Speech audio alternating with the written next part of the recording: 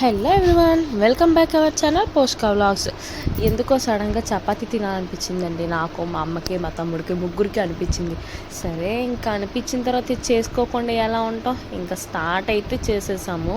First అయితే onions సన్నగా పొడిగా కట్ చేసేసుకొని, మిర్చి కూడా కట్ చేసుకొని పక్కన పెట్టేసుకున్నాం.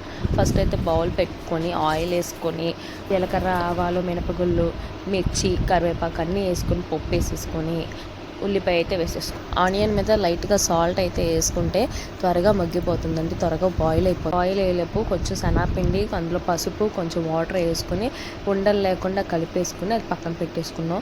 ఈ ఉల్లిపాయ అంతా ఉడికిపోయిన తర్వాత ఈ శనగపిండి వాటర్ అంతా అందులో వేసేసుకుని ఇంకొంచెం వాటర్ యాడ్ చేసుకుని సాల్ట్ వేసుకుని 5 minutes ఉడకనిస్తే అయిపోతుంది కర్రీ. నేను ఇటు పక్కన కర్రీ ప్రిపేర్ చేస్తుంటే మా అమ్మ నుండి నా చిట్టెళ్ళు ఇద్దరు పిండి కలుపుకుంటూ కూర్చొని నేను కలుపుతాను అని చెప్పి ఇద్దరు కొట్టుకున్నారు. కానీ మొత్తానికైతే ఫినిష్ అయితే చేసేసారు. కానీ ఏ మాటకి ఆ మాట కర్రీ సూపర్గా వచ్చింది. ఈలోపు మా అమ్మ చపాతీలు చేసి ఇచ్చేస్తే నేను కాల్ చేసి ఇంకా అందరికీ ఫుడ్ అయితే సర్వ్ చేసి అనుకున్నది అనుకున్నట్టుగా వెంటనే చేసుకుని తినేస్తే ఆ కిక్కే వేరు కదా. వచ్చేలోపు టిఫిన్ కంప్లీట్ చేసేసుకుని సరదాగా అందరం తింటూ మాట్లాడుకుంటూ బాగా అంటే బాగా ఎంజాయ్ చేసామండి.